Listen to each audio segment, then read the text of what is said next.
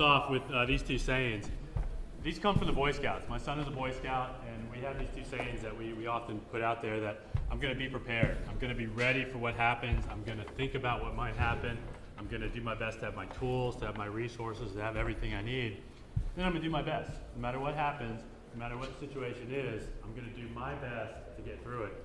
I may not be successful, but I'm always going to do my best. These come from the Scout. So why do we prepare for disasters, right? The simple reason is that things are always going to fail. We're human. We're always going to build things that are going to fall apart at some point in time. It doesn't matter, how well we've engineered things, how much design has gone into them. At some point in time, we're going to have a failure, right? Guys spent billions of dollars building these things. They still fail. All of our disk drives, all of our CPUs, everything over time is going to fail.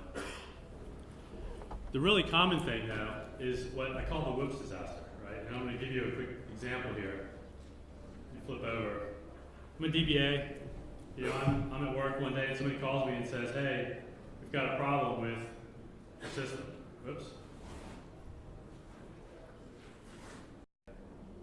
You really didn't fix things the way we wanted them fixed, right? You fixed them a little bit too well. So what can I do here? There's any number of things I can do, right?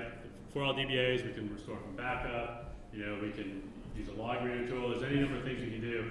I'm going to show you one thing real quick here that we can do from Red Gate. Is I have a product called Data Compare. What this allows me to do is actually compare two databases, two sets of data together. In this case, I'm actually going to compare with a backup file set. I've got a backup selected here in the database. When I run this comparison, it actually is going to go out, read that backup file, it's going to find that object, and then it's going to look at the database and do a comparison. When it does that, I actually find that I've got here a mistake. And it's highlighted for me that I've got the mistake that I made. I updated all these last names to be the same thing. So what can I do here? Well, Red Gate makes it really easy for me. Again, you can use a backup, you can do any number of things. It's going to create this script for me. And if I copy this over, what I'll find is that I've got all these update statements here that will undo my transaction in essence. And I want to fix the transaction that I didn't want to fix before. There it is. We don't want to refix this again. But if I run this, I can in fact fix everything. If I go back to my other script here in the right database, if I can type, everything's fixed, right? It's a simple thing to do. But in fact, that's really the most common thing that we see happen all the time.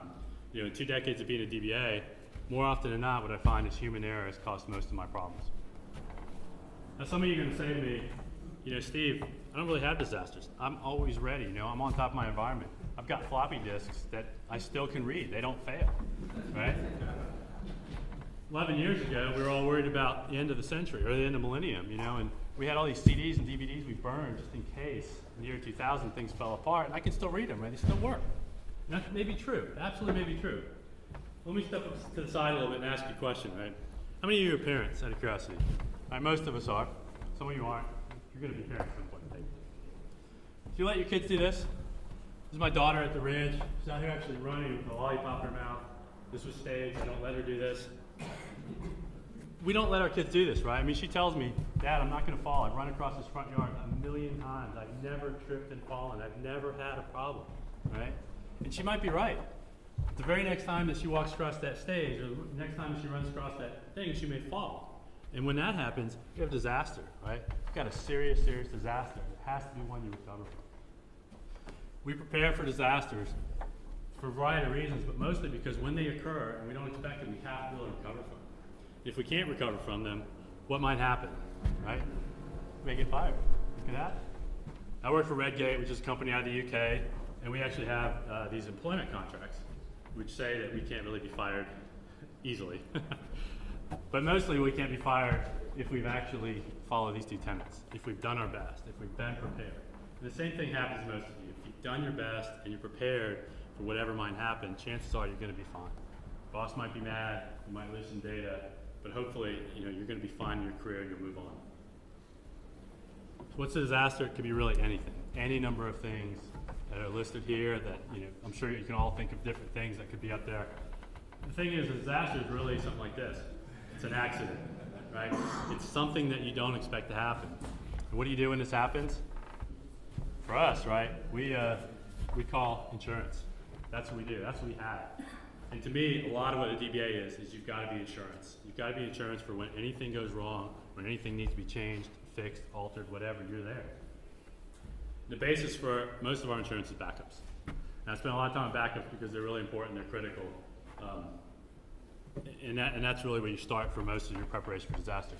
So how often do you back up? Anybody? It's easy question, right? It absolutely just depends. It depends on your environment, depends on your tolerance for risk, depends on how much data loss you can occur, depends on how much downtime you can have. But really what we do is we look at these two concepts when we talk about how often we're going to back up or how we're going to prepare for disaster. And I'm going to talk a little bit about them in just a minute here. So your RTO really has this great fancy definition that I found. There's similar ones in different places. This one's actually off Wikipedia. But really, I have a simpler definition, right? It's the time it takes you to just get things running when things go wrong. And you can kind of equate this to uptime or downtime depending on whether you're a glass half full or glass half empty person. But it really depends on when something happens, when is it actually working again for your business. There's a little caveat at the bottom that you can't have 100% uptime, right? Whether you use mirroring, clustering, or whatever technology you have, you're going to have clients that will actually disconnect and reconnect whenever we have issues in the database. Not necessarily noticeable difference, not necessarily a big deal, but just be aware of that. So what's RTO? Got a little timeline here where nothing's really to scale, right? We have a disaster, somebody notices, that could be milliseconds, that could be hours or days, depends on what your system is. Typically, a lot of people define RTO like this. This is kind of a definition that a lot of DBAs I know have used, but it could easily be defined as when clients can connect, because until your clients can do work again, the system's not necessarily working.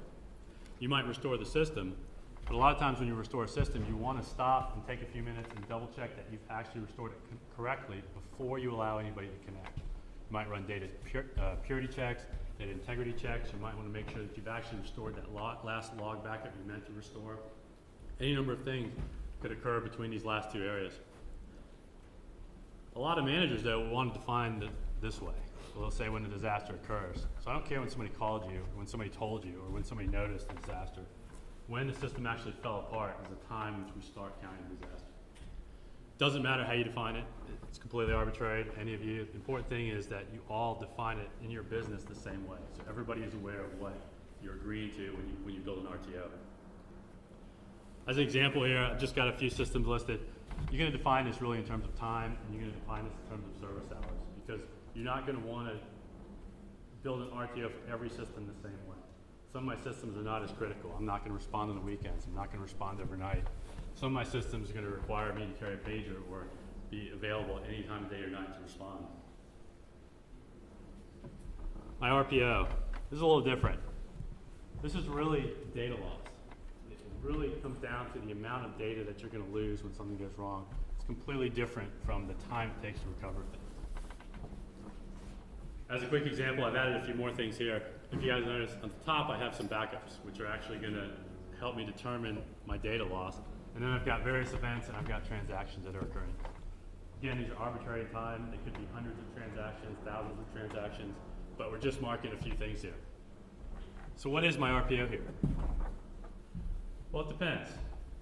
It really starts, it goes back to ending when I can do the next unit of work, because this is data loss, so it's when the next transaction can actually occur. But where does it start? Well, it really depends. If I actually have a tail log backup in SQL Server, I can get back to this point in time where this transaction 2 commits. I can go past that last log backup I have, and I have the tail log to help me out. If I don't have the tail log, I'm going back substantially further, right? Because at this point, I'm only restoring to here, but I don't have these transactions committed. So I've lost a certain amount of data there. If I don't have the second log backup, then I'm going back to essentially my full backup. I don't have any transactions occurring in here. The thing a lot of people don't think about, and you have to always be aware of, what if that full backup is corrupt? Where do I go back to then? I'm going back to the last full backup I have right before that, which could be a substantial amount of time. This is the reason why, and I have it listed in the recommendation later, always keep every log backup for every full backup you have. Even if I've got 2 full backups, I can't delete those log backups between the fulls, because if I lose that last full, I'm done. I'm restoring back further. And if you do, like I did in some large systems, you run a full backup once a week, and you have to go tell your boss I'm going back a week to get data back, that's bad. That's really, really bad. As an example, again, I've added to my list here of systems. Notice we're talking about data loss, the amount of data that I'm losing, but I'm actually doing this in terms of time, because I can't determine how much data is going to change in a certain period of time. Transaction rates are going to vary. They're going to vary by time of day. They're going to vary by what's happening. So you're still going to define this in terms of time and agree to a certain amount of data loss that's going to occur. You can get around data loss. There's things like synchronous mirroring. We can do SAN replication. There's any number of things that we can do to prevent data loss, but they're going to come at a cost. So you have to make sure as you go through this, you're very careful about what you're going to agree to. One last thing to note here. My user, I've added a note here, he started a transaction at this point in time. At some period just slightly after that, the transaction actually hits a database. So the user clicks OK, they click submit, whatever they do in their application. The transaction isn't committed because my disasters actually occurred before my transaction could commit. I've run into this quite a few times before where I've actually had users say, I clicked OK, but you don't have my transaction. The thing you have to make sure that everybody understands when you're planning for disaster is that the transaction isn't committed until some acknowledgement goes back. And if anybody's a developer out there, you have developers working to make sure they always provide feedback when something is committed back to the application. Because it's very easy for somebody to think they clicked the button and they actually didn't. If they don't get that feedback, then it's not recorded. So how do we do that? I'm just going to give you a short example here. This is actually, this was current as of this summer. SQL Server Central, these are actually the database sizes we have. These are the times it takes for us to actually run backups on average for most of these things. You notice I've got different sizes here. We run our full backups at midnight every night and then log backups every half hour. And various items are there. And I've got an RTO and RPO listed, which it's not actually true. I'm not in charge of the RTO, but I use these numbers just for the sake of the example. Hopefully, I think John's asleep, so he's not going to hold me to that. All right. I woke him up. Can I meet my RTO? Well, kind of. Depends on when I actually have a disaster during a day. If I do a full backup at midnight, and the restore takes me 12 minutes, I have a 30-minute RTO. So that means I have 18 minutes left to actually do restores. If I'm restoring all my log backups from that midnight point in time, I'm only getting to 4:30 a.m. So if my server fails right now at 10:20, I've lost more data than is allowed by my, it's going to take me longer than my RTO to actually get back running. It's going to take me an additional 24 minutes or so to require almost twice my RTO. Can I meet my RPO? My log's backed up every 30 minutes, but I've only got a 10-minute RPO. So that means as long as I have a failure within 10 minutes of every half hour or hour on the hour, then I'm fine. Otherwise, I'm not. I've seen plenty of people that agree to these short time windows for RPO and RTO, but they have no technical way to actually meet this. Okay? If I have a tail log backup, I'm fine. If I don't have the tail log backup because I've actually lost disks, then I can't actually meet this RPO. So what can I do? I have a number of mitigations here, right? I can increase the frequency of log backups. I can use mirroring, I can use standby servers, I can use all kinds of things to help me get there. But as I've written these, the thing I've done is I've tried to actually provide some feedback in terms of what it's going to take me to mitigate things. It's actually going to cost me dollars, or it's going to cost me resources to make these things happen. If I'm going to actually go to a shorter time period, meet these time periods, I'm going to have to spend money. The best way to do it, though, often, though, is really increase the RTO or the RPO, and that just requires negotiation with the business. Again, we've got zero cost items. The deck will be available for you to download. I don't really want to read everything. And I've got hard cost items, right? There's different ways that I can go about mitigating any of my preparations for disaster. It's up to you, though, to kind of come up with what works in your environment and what is worth the actual amount of value you have to spend, or what is worth the money you spend. As you build these, right, we all have clients. It could be in our business, could be somebody that works for another company, or consultants, whatever we do. The important thing is that you talk to them about how you're going to mitigate these any of these disasters or how you're going to meet doing these RPOs. And you have to use real terms, right? You have to talk to them in terms of things they understand. Now, you can do it like this, which is how we tend to talk to each other, right? We use all these technical terms, and we don't format things very well. But really what you want to do is give them something that looks better, and it actually gives them real reasons for what you're going to do or what you have to change. You know, this is going to cost me money, but it's going to cost me money in terms of either I've got to spend it, or it's going to cost money in terms of revenue or transactions or the amount of work that I have to redo. It's up to you to kind of put real numbers to this and not just talk about transactions or backups or anything else. You want to talk to your clients in ways they can actually understand this. Last thing, try to give them some idea of what they should expect, because the risk of a hard drive failing or anything else going wrong is usually very low. You know, I've had laptops for years. I have a Dell from 2001 my daughter uses with the original hard drive in it. Works fine, no problems at all. Could fail at any time though. It could have failed in the first week I had it. You never know, so you want to give people some idea of what they might expect. And across your environment, you ought to have some idea of how often you have things go wrong. Everybody always wants this, right? Every time you ask somebody about what we're going to do about backups or what we're going to do to recover from disasters, you go, can't be down, can't lose anything, right? The thing is, nobody ever wants to pay for it. You actually put a number to it. A lot of times you have a lot of room for negotiation. People will actually come back to you and go, oh, maybe we can be down for half an hour, right? Use different scenarios here. I've got a few listed. You know, talk about the things you can do. And talk about things you can do positively. Say, let's try to figure out how to make this work. Don't draw a hard line in the sand and say, we have to do this or nothing. Try to make sure that you work with people and give them some way to understand, you know, if something goes wrong, this is why we need to spend money, or this is why we need to change the way that we do things.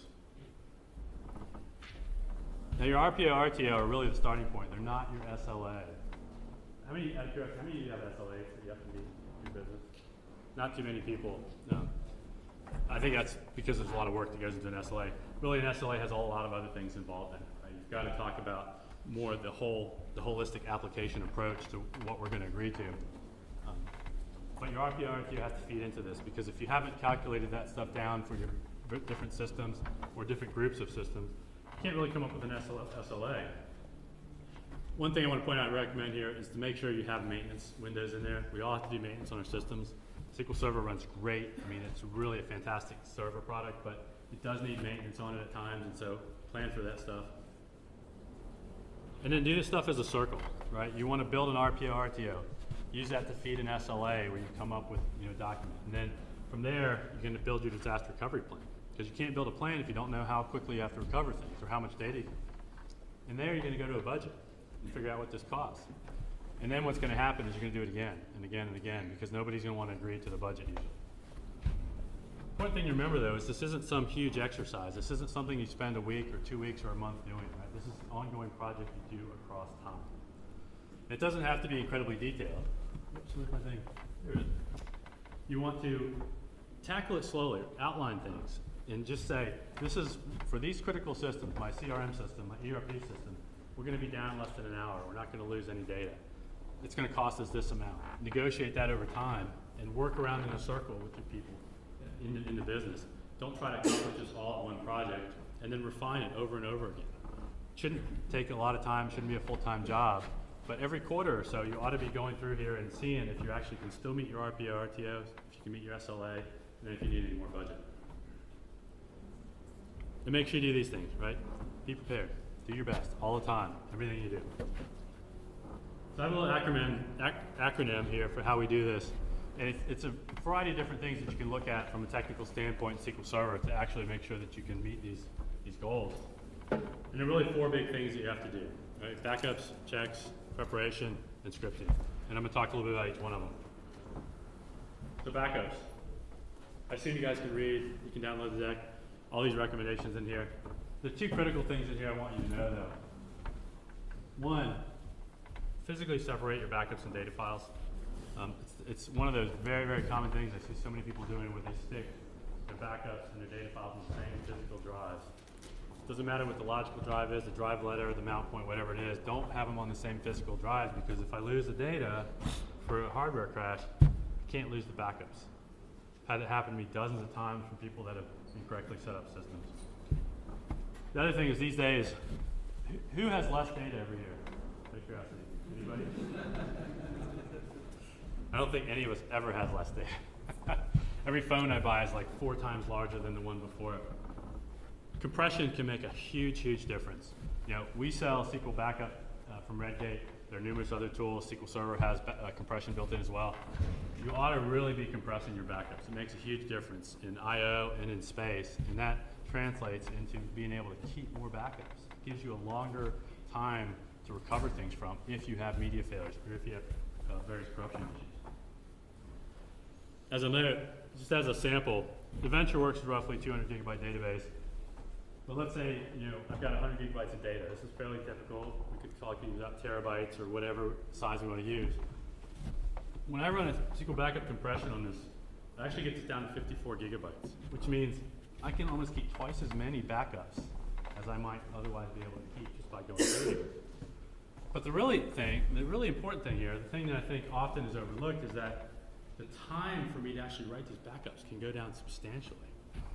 And as I get older, time means a lot more to me. Time becomes more and more valuable to me every day. I think it's the most valuable resource we have. And that goes for your systems as well. Because this isn't only backup time, this is restore time as well. I have less data to read, and that I/O subsystem is always my bottleneck. Having less space there makes a huge difference. So use compression, and I want to show you real quick. As soon as my thing wakes up. Here's SQL Backup. This is one thing, I think there's various tools to do this. If I just pick a backup here, just out of curiosity, I'm going to go through here.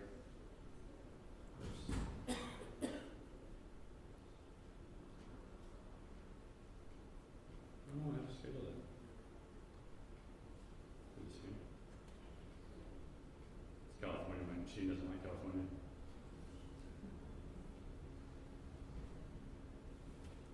I'm just going to skip through some of this. We actually have this compression analyzer. Now, SQL Server includes store procedure to help you estimate what things are going on. But if I run this is actually going to go through at various compression levels and read my database. It's going to actually read the data I have out there, and it's going to give me some idea of what kind of compression level I can actually get from it.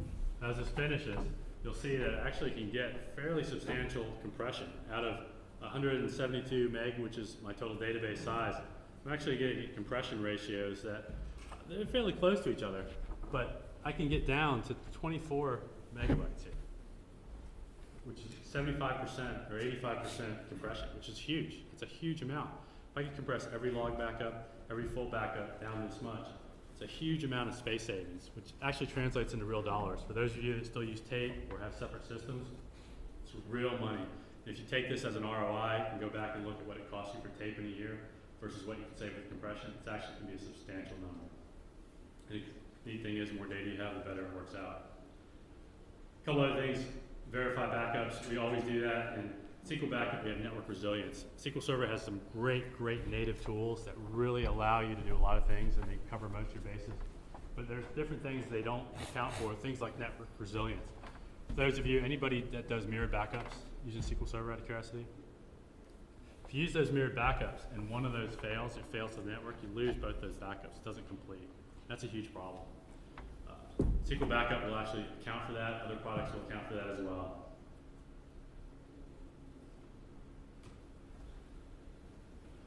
And there's the store procedure out of curiosity if you want to use the native one. If you're curious, talk to the people out front. They will help you talk about it. Log backups, differential backups, they all are valuable. There's different things here that they will help you do. And please download the deck if you want to get more ideas. File group backups are a great way for very large databases to actually speed up your recovery time. If you have enterprise or data center editions, you can recover part of your database and not the whole database, and actually have people start working. There's some things to be careful of here. File group backups are really not hard, but they're different, so practice with them, make sure you know how to do them. For most of us, though, standby servers are actually going to be a critical thing in actually recover from disaster, because otherwise, the time it takes to do a full restore of a terabyte database is hours, and that's usually beyond what anybody will allow you to do. So for standby servers, essentially we've got some kind of technology that copies my data over somewhere else to allow me to restore. We've got some things here. The important thing is we have hot, warm, and cold servers, and they have various uses. Most people have hot or warm servers, and those mean you can turn those on right away. I've actually used cold servers quite a bit because I don't expect to lose my data center all at once. As a matter of fact, if my whole data center disappears, I've probably got bigger problems than just recovering my systems. I'm probably actually at home worried about other things. But usually I'll lose one server. You know, I might have a whole motherboard go down, or I might have a whole power supply go down, or something else. I've always had cold servers where we install SQL Server, install Windows, we have it ready, and then when something goes wrong, we recover whatever system failed to that one server. It's something that can be very handy, and I encourage you to think about that. When you build this backup plan, kind of build it with groups of systems, you know, piece by piece. Go through your critical systems first and say, all right, what do I have to account for?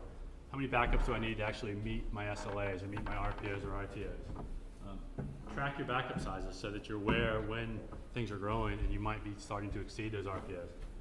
And it shouldn't be something that takes a lot of time. It should be part of your ongoing work as a DBA.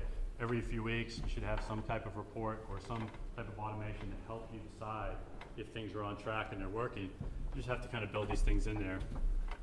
And then prepare, right? One of the things I always see people is they don't buy storage in advance. They don't think about things growing, or they complain that my boss won't let me buy storage. You just have to make that point, right? That if this is critical data, we have to have this accounted for as part of our budget. We always have to have extra space for my backups or from any recovery I might need to do. A few other things here. One thing I'll just point out on here is don't forget about your keys and your certificates and encryption. These days, you see more and more people are starting to use encryption in databases, especially things like TDE and SQL Server. Don't forget about keeping copies of this. It's very easy to just forget that when I have to restore the system from scratch somewhere else, I'm going to actually need those certificates and keys. So make sure you keep copies of them somewhere else. Keep them with your backups. Get your backups off site. Obviously, that's a really critical thing, but so many people don't think about that and make sure that they've got backups off site. And then make sure you've got non-technical people in your loop somewhere. Because for any of us, we're a weak link. We can't be the only person that restores things. I like to go on vacation. I like to turn my phone off on the weekends. I like to get away, which means I've got to have enough information there for somebody else to take over if I'm gone. Fortunately, I've got Brad. Brad can take over for me if I'm gone. All right, checks. You can't prevent corruption. You guys know that? There's not anything to do. Corruption isn't because of something you do or didn't do. It just happens because we have fallible hardware. We have power that scribbles up and down. We have dust in our disk drive. Any number of things have. We have circuits, memory circuits that fail over time because they get too hot and too cold. The only thing you can do with corruption is just detect it as soon as possible. Because when corruption is really bad, you actually can lose data. You might actually have to scrap that whole disk drive. How do we do that? In SQL Server, it's really easy. This is one of the ways that you should have this turned on every database. It's a tiny amount of overhead. You should always have checksum turned on every database. If you haven't gone and audited all your systems, you ought to do that. It isn't that hard to do. You can write a script that will go through and look at all of them. But make sure this is turned on for all of your databases. If you're a SQL Server 2000 person, you probably have torn page detection, or if you upgrade a database, it's on torn page detection. That works as well. It's just at a grosser level than page checksums. You really want to get the page checksums if you can. Make sure it's always turned on. And then your backups. Always make sure that you checksum your backups. It's not very hard to do. It's a little checkbox, or it's a little option that you add to the end of your script. We should always do it because it uses the same algorithm, slightly different way to make sure that when I write that back up to disk and I read it back, I know that it's actually intact. And then check DB. Does everybody run check DB? Do you guys run on every system every day? No, right? We don't. It's recommended. That's what everybody says we should always do, but we don't. The reason is it takes a long time. It's very resource intensive. Ideally, you want to run it all the time. But the best way to do it is really to offload it. And I just want to show you real quick something that we do with Red Gate. And again, you can do all this stuff manually. Let me just go back to my database list here. So I've got my list of databases. We actually make a product called Virtual Restore. And what this does is it's going to actually read my backup file and mount my backup file as a file rather than, I'm going to pick this AdventureWorks database, rather than actually writing all this data that's in the backup file and writing it to disk a second time, making a copy of it and building a database. It's actually going to write it in there as a mounted file. Now, all these options look very similar to the restore dialog everywhere else. I'm going to check this just to show you what it does. I'm not going to come out. If I do this and run the script, what this actually does is it drops the database and it runs CheckDB as it's highlighted here. I'm just going to go back because I don't want to do that just yet. Now if I run this, it's going to actually perform this restore. Let me go over here and look at my data directory real quick. These two files, if you notice the database name, this is the database actually restored. Got two files here, 256K and 384K, I believe. These are my database. Now this is restored.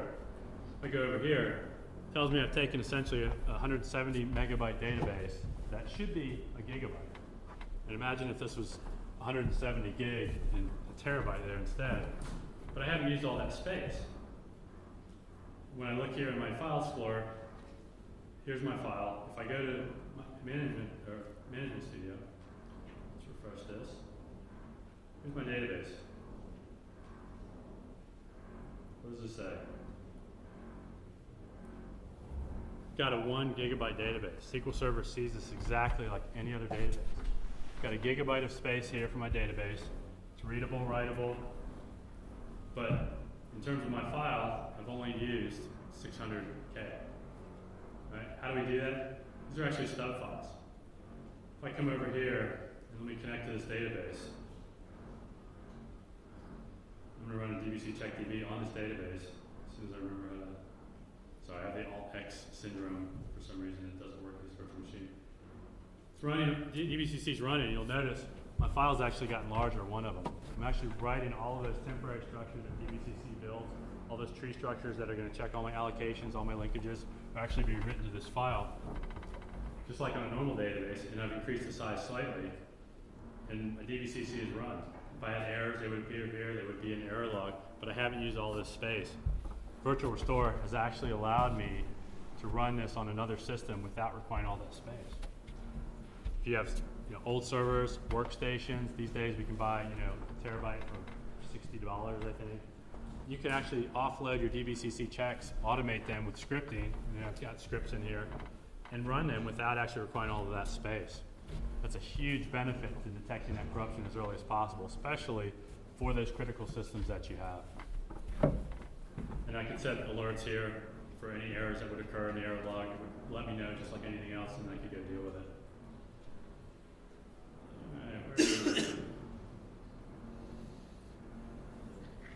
All right, practice. How many of you have ever done something like this, where you're getting ready to do a backup, right? We pick a file name that we're going to do a backup to, and we highlight it, and we click OK, and what happens? Has anybody ever done this? No? I've done this. I've seen many people do this. Actually, had a client do this and called me and said, why can't I restore? It's actually going to happen if I run this backup. It's going to stripe across two files. Both of those files, each one's going to get half of my backup file. Doesn't matter what I have highlighted here.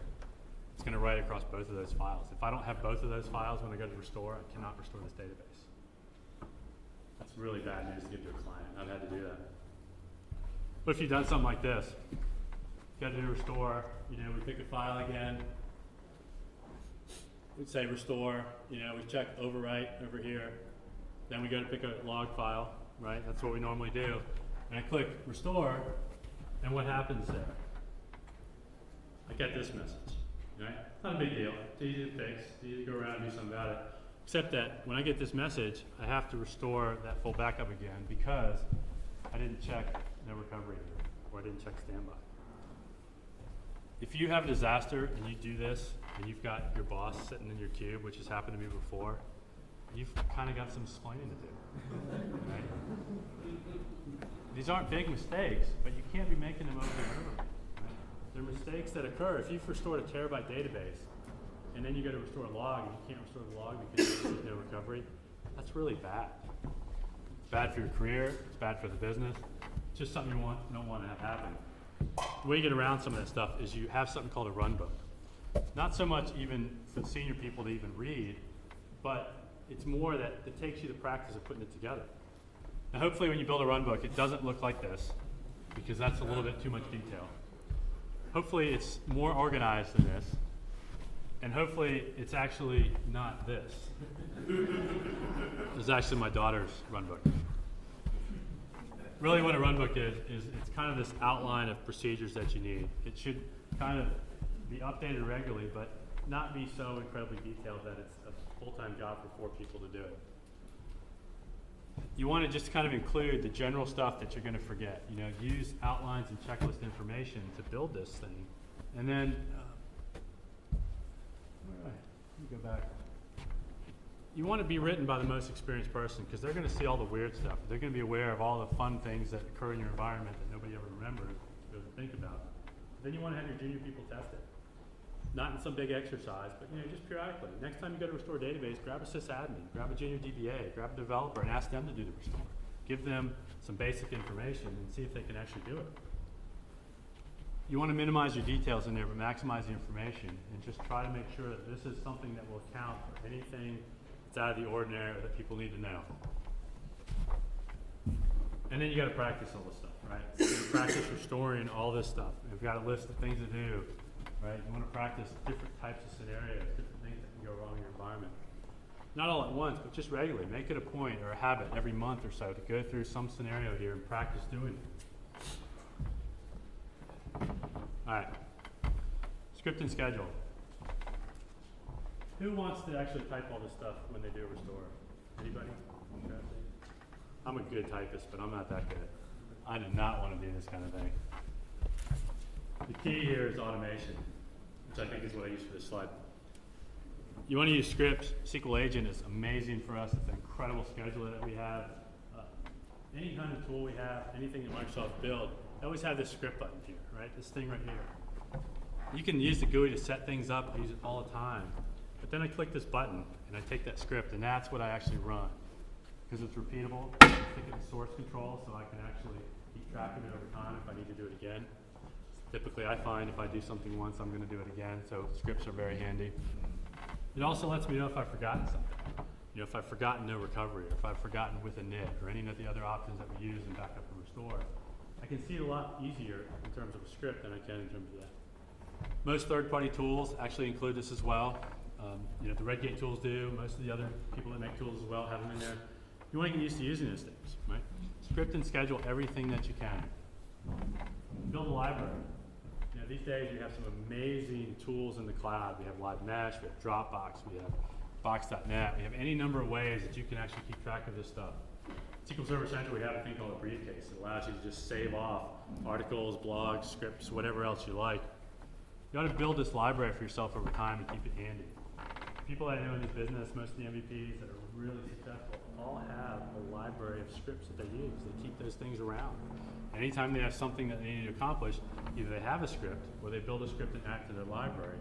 So they're not caught off guard for anything. All right, I'm running out of time. I'm finish up. The whoops disaster is really the big thing you have to prepare for here, right? Things like this do happen. Right? They happened this year, they happened last year around the world, but they're rare. It's really not likely for most of us. Well, for me, y'all live in LA, right? So you guys have to worry about stuff. I live in Colorado. We don't have earthquakes. We're good. We have stuff like this happen. I've actually had a fire in a data center before. We've lost a rack. Not a big fire, not a big deal, but it does happen. But it's not very likely, right? Really what's more likely is stuff like this, right? Or for the people that don't have great controls or really, really tough system administrators, this will happen. I'm a worst offender. I love to bring coffee everywhere I go, and I bring it to the data center and usually get yelled at. You got to prepare for these whoops disasters. A lot of vendors, Red Gate, other vendors have built a lot of tools to help you recover from these because these are really the most common disasters, and these are the things you have to prepare for most of the time. You know, I've listed some things up here and shown you a demo of how we do that with Red Gate stuff, but the important thing is just kind of think about this stuff. So as you move forward, you know, next week, following week, as you're going through work, think about some of these things. You know, download this deck and go through your environment a little bit. Think about, am I actually accounting for all of these things in my environment? Have I prepared for everything that could go wrong? And have I really done my best?